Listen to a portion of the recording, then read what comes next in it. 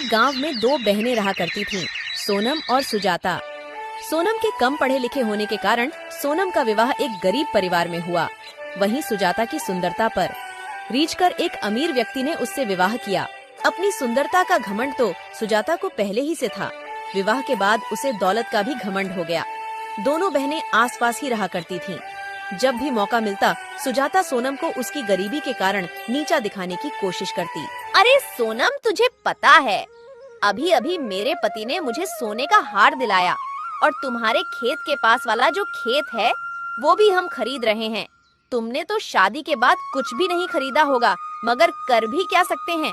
तुम्हारे पति के तो खाने के ठिकाने नहीं है, वो तुम्हें क्या खरीद कर देगा।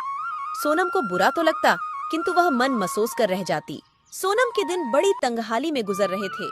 2 वक्त की रोटी भी बड़ी मुश्किल से जुट पाती थी। कई बार सुजाता से मदद की गुहार की। अरे सुजाता बहन, आज हमारे घर पर अन्न का एक दाना भी नहीं है। ऐसे में मेरे पति जमींदार के घर पर गए, मगर जमींदार ने पैसे देने से इनकार कर दिया। तो सुजाता बहन, आज तुम थोड़े पैसे की मदद कर दो। फसल बिकते ही हम तुम्हारे पैसे लौटा देंगे। अरे बहन, तू आज पैसे मांगने आई है? अगर तू कल पैसे मांगने आती तो मैं तुझे थोड़े बहुत पैसे दे भी देती।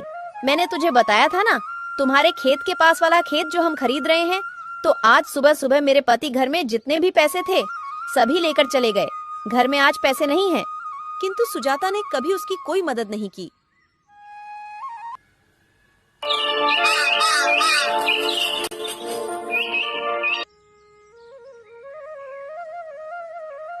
एक दिन सोनम ने सोचा, सुजाता ने भी पैसे देने से इनकार कर दिया।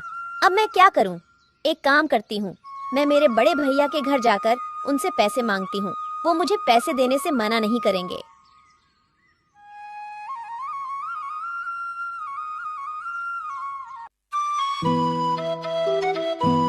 आगे बढ़ने पर उसे एक बूढ़े बाबा दिखाई पड़े।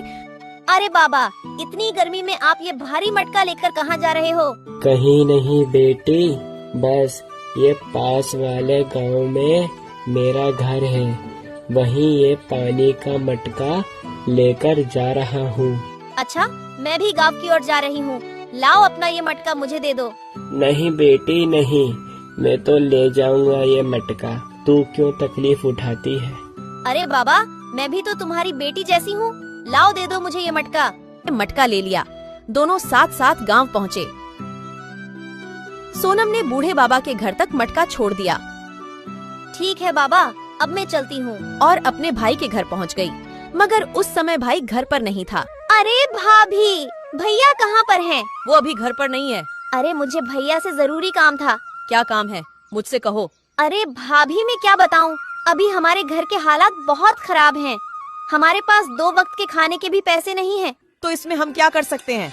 हमारे पास कोई पैसों का पेड़ है जिसमें से पैसे तोड़कर तुम्हें हम दे दें। हमारे पास अभी पैसे नहीं हैं। ठीक है, पैसे मांगने के अलावा कोई काम हो तो बताओ, वरना यहाँ से जाओ। ठीक है भाभी, मैं चलती हूँ। भाभी ने उसे घर से भगा दिया। दुखी होकर वह अपने गांव वापस लौटने लगी। अरे बेटी, इधर आओ।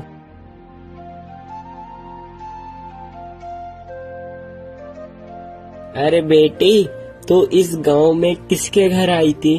अरे बाबा, मैं वो अपने भैया के घर पर उनसे मदद मांगने आई। मगर सोनम ने अपनी पूरी कहानी बाबा को बताई। बेटी ले, तू इन तीनों घड़ों में से एक घड़ा ले ले। क्यों बाबा? अरे बेटी, तू इतनी दूर से पैदल चलकर आई है और पैदल ही चलकर तुझे जाना है।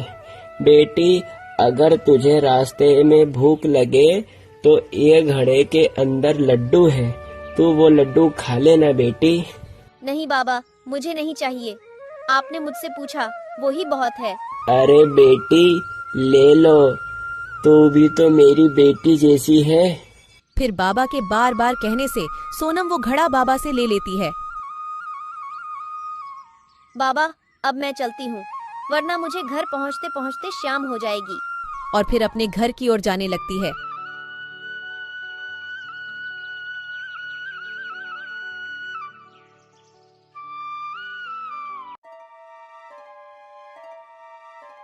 अरे सोनम, आज तुम अपने बड़े भैया के घर गई थी, तुम्हारे भैया ने अपनी कुछ मदद करी? मैं वहाँ गई थी, मगर भैया तो घर पर नहीं थे और भाभी ने तो मुझे घर से भगा दिया। अच्छा, इसका मतलब आज भी अपन दोनों को भूखा रहना पड़ेगा। नहीं, आज हमें भूखा नहीं रहना पड़ेगा। मतलब पैसे मिले क्या?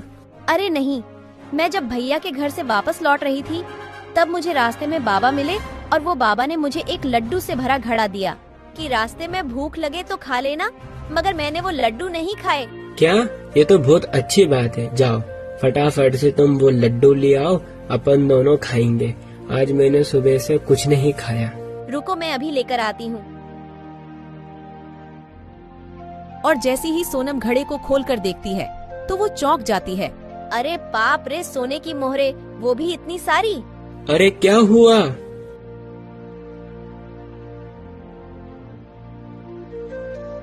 अरे बाप रे बाप, इतनी सारी सोने की मोहरे।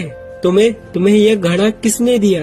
मैं सच कह रही हूँ, मुझे ये घड़ा एक बाबा ने ही दिया। अरे बाप रे बाप, भाग्यवान। मुझे तो अपनी आंखों पर विश्वास नहीं हो रहा। मुझे लगता है कि ऊपर वाले ने अपनी सुन ली। तुम सच बोल रहे हो, मुझे तो विश्वास ही नहीं हो रहा है। सोनम और उसके पति की खुशी का कोई ठिकाना नहीं था। फिर वो दोनों ने गांव में खेती के योग्य एक जमीन खरीदी। सोनम की तरक्की देखकर सुजाता को बहुत जलन हो रही थी। वो अपने पति से कहती है, अरे सुनो जी, ये मेरी बहन इतनी पैसे वाली कैसे बन गई? उसके पास इतना धन कहाँ से आया? कुछ दिन पहले तो ये मेरी बहन भिखारी जैसे अपने घर पर भीख मांगने आई थी और अब तो हमसे भी ज्यादा पैसे वाली हो गई। हाँ, मैं भी वो ही सोच रहा हूँ। पहले तुम्हारी बहन का पति लोगों के खेत में दिहाड़ी से काम करता था और एकदम से इतना पैसा कहाँ से आया? मगर अभी कुछ दिन पहले मैंने तुम्हारी बहन को तुम्हारे भाई के घर की ओर जाते देखा था। क्या, भैया के घर की ओर?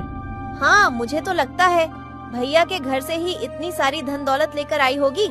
मगर तुम्हारा भाई कैसा है जो सारा धन तुम्हारी छोटी बहन को ही दे दिया? उसकी बहन तुम भी तो हो ना, भाई के लिए तो दोनों बहन सामान्य हैं, तो फिर दोनों बहनों को बराबर का हिस्सा देना चाहिए।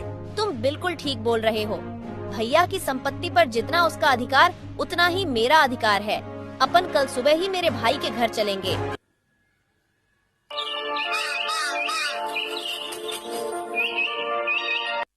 फिर वो दोनों सुबह सुबह अपने बड़े भैया के घर उनसे मिलने जाते हैं। उन्हें भी रास्ते पर वही बाबा दिखाई पड़ते हैं। अरे बेटी, तुम जरा ये मटके को उठाकर मेरे कंधे पर रख दोगी क्या बेटी? क्या तुम अपना काम खुद नहीं कर सकते हो क्या? मैं बूढ़ा हो गया हूँ बेटी, मुझसे ज्यादा वजन नहीं उठता, तो कृपया करके बेटी बस तुम ये मटके को मेरे कंधे पर रख दो बेटी। बेटी रख दो। तो क्या हमसे पूछकर बुढ़ा हुआ था? खुद ही तो बुढ़ा हुआ है। अरे भाग्यवान, तुम भी कहाँ इस बुढ़े की बातों में आ रही हो? जल्दी जल्दी चलो, हम घर पहुँचने ही वाले हैं। मगर सुजाता ने उन बाबा की कोई मदद नहीं की। वह उसके भाई के घर पहुंच जाती है। अरे भैया, भाभी, अभी कुछ दिन पहले छोटी बहन सोनम यहाँ पर आई थी क्या? हाँ सुजाता, थोड़े दिन पहले सोनम आई थी, मगर मैं उससे नहीं मिला। जब वो घर आई थी मैं बाहर शहर था, उससे केवल तुम्हारी भाभी ही मिली। भाभी, तुमने उसे कुछ दिया था क्या? नहीं, मैंने तो उसे कुछ भी नहीं दिया। हमारे पास कुछ होगा तो ही तो उसे देंगे। अच्छा, इसका मतलब आपने उसे कुछ नहीं दिया। ठीक है भैया, हम चलते हैं। अरे अभी तो तुम दोनों आए हो और इतनी जल्दी जा भी रहे हो, खाना तो खाकर जाओ। नहीं, हम यहाँ से निकल रहे थे तो हमने सोचा कि भैया से मिलते हैं। ठीक है, हम चलते हैं।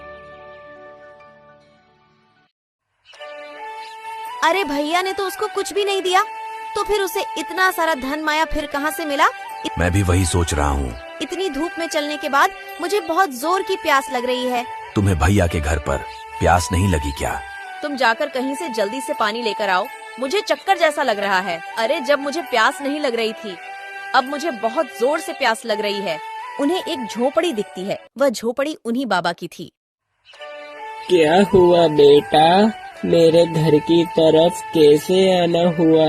बाबा, एक लोटा पानी मिल सकता है क्या? क्यों नहीं बेटी, आओ आओ मेरे घर के अंदर आओ।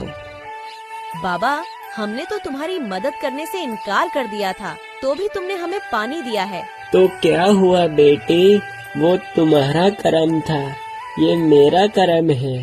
और बेटी, तुम दोनों को मैंने इस गांव में पहली बार देखा। तुम दोनों इस गांव में किसके घर आए हो?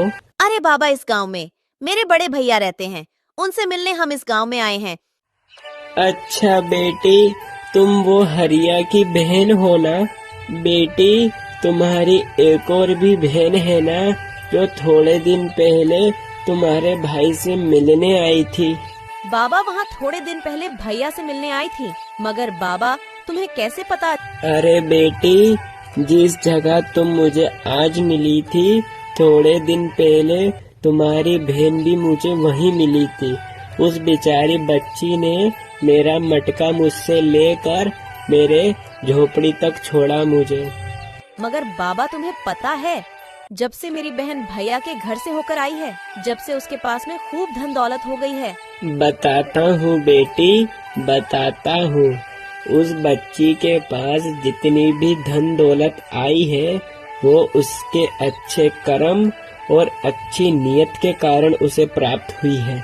बाबा, मुझे तुम्हारी बात कुछ समझ नहीं आ रही। और मेरी बहन के ऐसे क्या अच्छे कर्म हैं जो उसे इतना धन मिल गया? कर्म और नियत अच्छी होने से ही धनवान कैसे हो सकते हैं? बाबा, तुम कैसी बात कर रहे हो? बताता हूँ बेटी, बताता हूँ, सब बताता हूँ बेटी। यहाँ पर जितने भी ये घड़े रखे हैं, ये कोई साधारण घड़े नहीं है। ये घड़े मनुष्य के कर्मों और मनुष्य की अच्छी नियत के परिणाम देने वाले घड़े हैं। क्या इंसान के कर्मों का घड़ा ये कैसा खड़ा है?